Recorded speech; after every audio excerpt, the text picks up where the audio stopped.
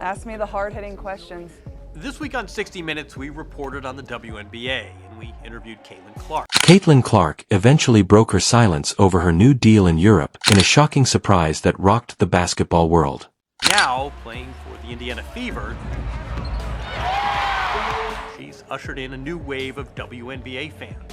TV ratings and attendance have skyrocketed. Finds Clark from the logo.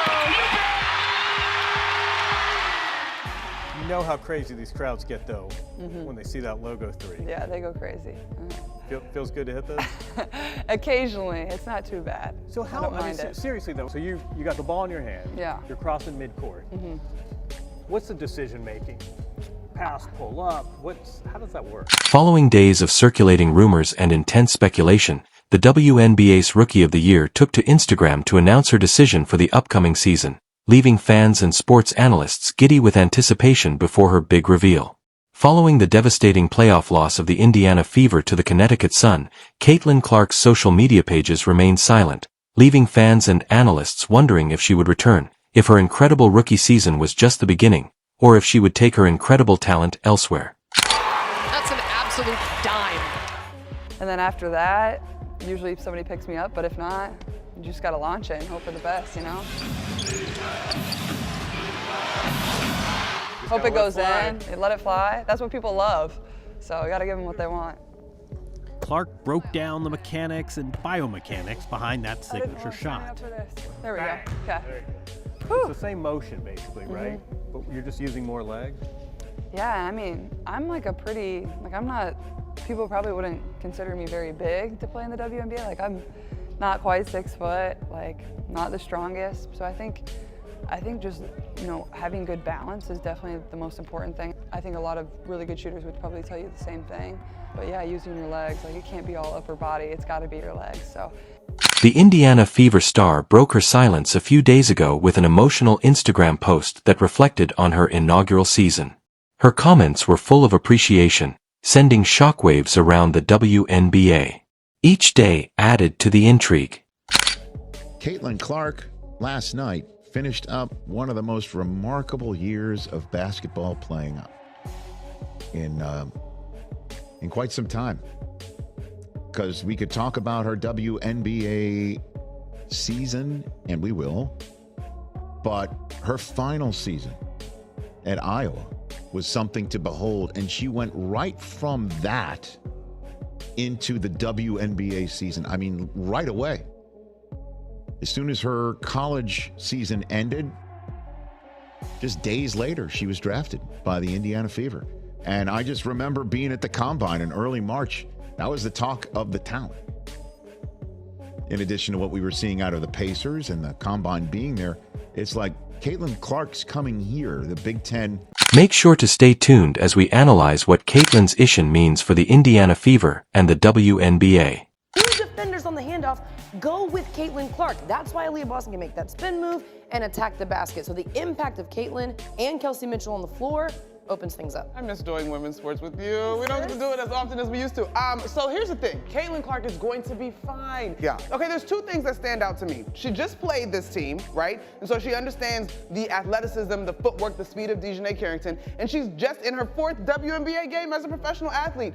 Even as a rookie, she's been guarded by the best players so far. She's still drawing double teams, and I thought Indiana did a better job of playing fast. I thought in her first few games, too much pound on the rock. This is not Iowa Part B varsity version. This is WNBA basketball. She's moving faster. Her teammates are doing a better job of finding her. She's getting looks off the move where she doesn't have to work as hard.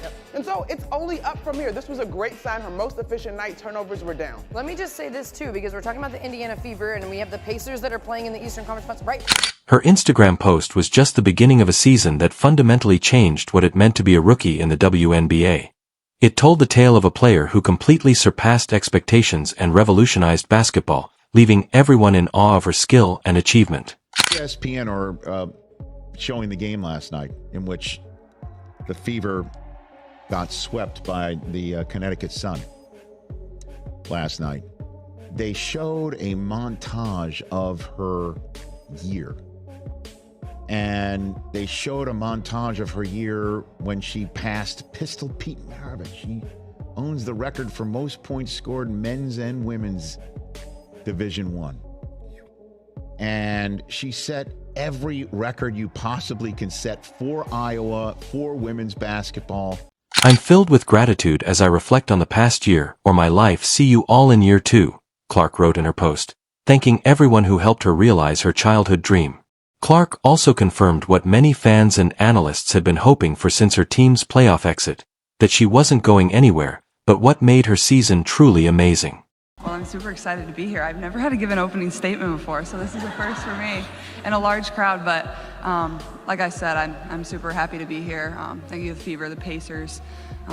This is a dream come true. Like, these are the moments you dream of.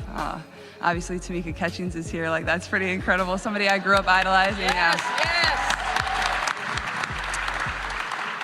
But like I said, after I got drafted, like, I can't think of a better place for myself to start my career. A place that loves basketball, supports women's basketball, and an organization that really does things the right way, has championship pedigree. So I'm just very thankful that they have a belief in me. And obviously my parents are here today. My 2 brothers aren't here. My little brother had to go back to school. He actually missed his flight out of New York City after the draft. So I think he did it on purpose, but thankful for them, and, you know, couldn't be happier to be here. So thank all of you for coming, and I can't wait to get started. In her debut season, Caitlin Clark broke an incredible 62 records, demonstrating her legendary influence on the game and solidifying her position as a force of nature in basketball.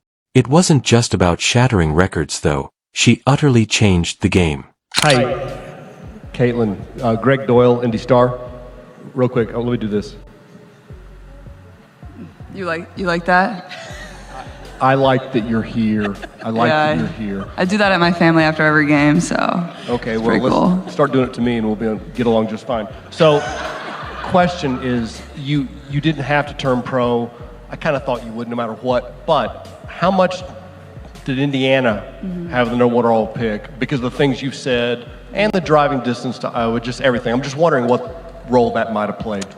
Yeah, it definitely played a huge role, and I actually played at the exact same time as the draft lottery on the night it happened. I'm not sure exactly who we were playing, but I was hoping that Indiana got the first pick. It would have made my life a lot better. So when I saw that, I was pretty excited. And, you know, obviously that's not every single reason of, you know, why I wanted to leave. Let's examine the figure she posted that left statisticians and analysts frantically trying to find the best way to describe it.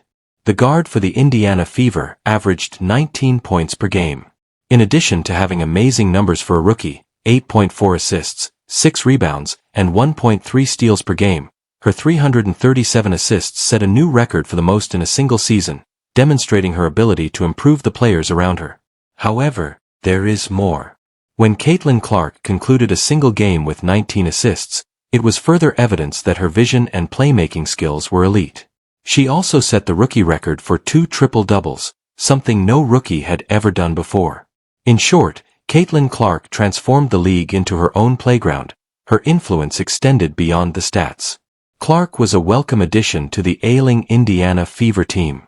Caitlin Clark's Rookie of the Year odds have become so high that there is currently only one sports book that will even allow you to vote on Rookie of the Year. MGM Bet is currently the only platform that you can vote on Rookie of the Year, and they have Caitlin Clark's odds at negative 10,000. And to put the icing on the cake, just last night, Caitlin Clark made her 86th three-point field goal of the season, which set a new record for three-pointers made by a rookie in WNBA history. The previous record was set by Ryan Howard in 2022.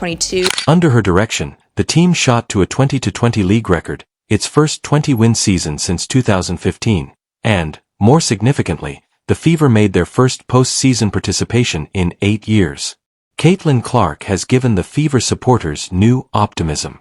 The WNBA record for threes in a season is currently held by Sabrina, and that number is 128 threes. So with the Fever having 9 more regular season games left, and I'm not sure if this is just like a regular season record or includes playoffs, but Caitlin Clark would have to average a little over 4 three-pointers in a game in order to break this record. It's doable, and especially if their team goes into the playoffs. But not only with this 3-point record, with her assist record, with her triple-double record, and just the impact that that Caitlin Clark has had on the WNBA and on the Fever team this season, there has still been some debate on who will become Rookie of the Year. We talked about Angel Reese a couple videos ago and how she is holding her own on the rebounding side, and she is shattering records, both WNBA and NBA records, with the amount of rebounds that she grabs per game. But if you look at these two players in their totality, it really is a no-brainer as who deserves Rookie of the Year this season. Her captivating on-court presence not only helped the Indiana Fever win games but also won over fans, causing attendance to soar and merchandising sales to soar. Suddenly, the team became a must-watch on television. Clark, 24, 10, and 10, her second career triple-double. What stood out to you about the way she got this triple-double in your eyes? For me, what I liked from Clark and quite honestly the Indiana Fever team is that even though they entered halftime with 11 turnovers, they were able to get that composure back, and they actually turned over Los Angeles, the Sparks, more turnovers than they had. So I love the composure that we're seeing. I love that this is a team that's still growing, and I think they're starting to figure out who their players are, who their go-to players are. Even when you have an Odyssey Sims that drops 20 points for a Sparks team that, has been struggling this season, Indiana found a way to win. They found their composure throughout this game, and I think that bodes well for them, knowing that they already punched their ticket to the playoffs. In almost every game, Clark demonstrated her ability to help those around her by opening up the floor in ways that defenses couldn't stop and creating chances for them to score points. For anyone that was listening to the broadcast, you heard that this backcourt has been the hottest thing in the WNBA since the Olympic break. And I do think that time together with this crew, that trio, as you mentioned, has been critical. We heard so many veterans, retired players, active players say that Caitlin Clark and likely the Indiana Fever were gonna need time. It wasn't gonna be instantaneous like your, instant coffee that you drink in the morning. No, we want this to be a nice Cuban coffee with a nice punch in there. And I think that's what we're seeing. It's not that this is not a talented team. You've got two back-to-back #1. The accolades came in as quickly as the records were broken, and she was nearly unanimously chosen as the WNBA Rookie of the Year. Of course, we can't overlook the fact that Angel Reese received the most votes of any player during the All-Star game, which was another testament to her dominance on the court for the Indiana Fever. When Ryan Ruocco said, Caitlin Clark is possessed, I was like, yeah, that sounds about right. At times, she was unconscious. For me, watching that game, it's one of those games where you can't even be mad. Like, you can't even be mad at Caitlin Clark. You can't hate on her. You can't say anything negative about the way she performed. There's not one thing you could take away from that and be like, oh, she was this, or oh, she didn't do that. She checked every single box. That's why Kim Mulkey hugged her so aggressively at the end of the game, because it's like, dang, you did great. I can't stand it, but I love you for it. Like, Kim Mulkey even gave her an aggressive hug when the game is over. That's how you know it was real. You know how you dap somebody up just aggressively because you're like, yeah, that was great. I can't stand you for it, but I can't say anything bad about it. She was poised. She was under control. She manipulated the defense left and right. She got to her spot. It was more evidence that she could captivate spectators while standing her ground against the league's most formidable stars.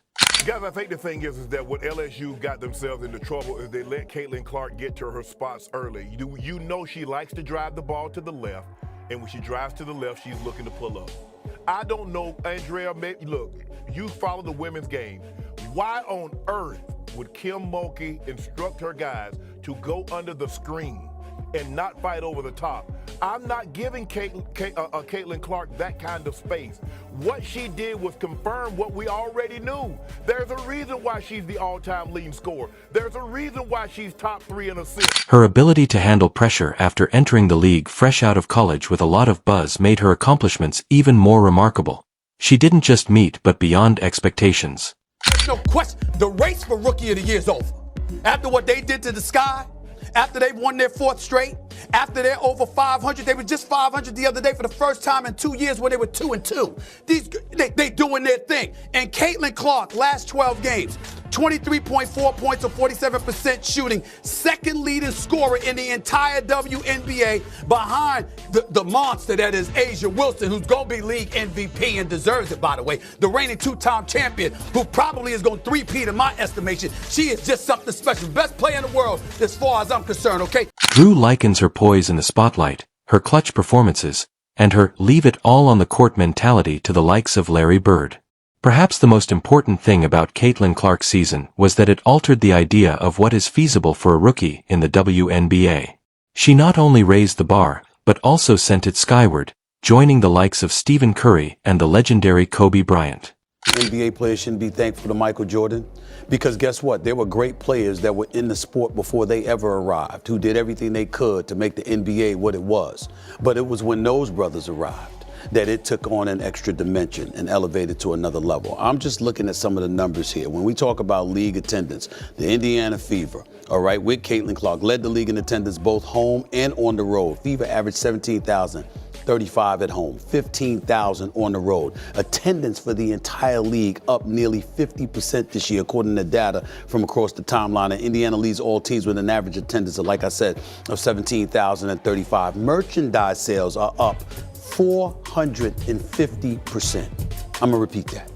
Merchandise sales are up 450% for the WNBA, according to Fanatics. So take those things into consideration. Yes, we're looking at the unanimous choice for AP Rookie of the Year, a first team all WNBA, okay? Fourth in the league in MVP voting. And we see all of these things. Certainly she's gonna be a great player. Future rookies will now be held to her impressive standard, a bar so high it almost seems unfair, but just as Clark's star grew, so did the target on her back.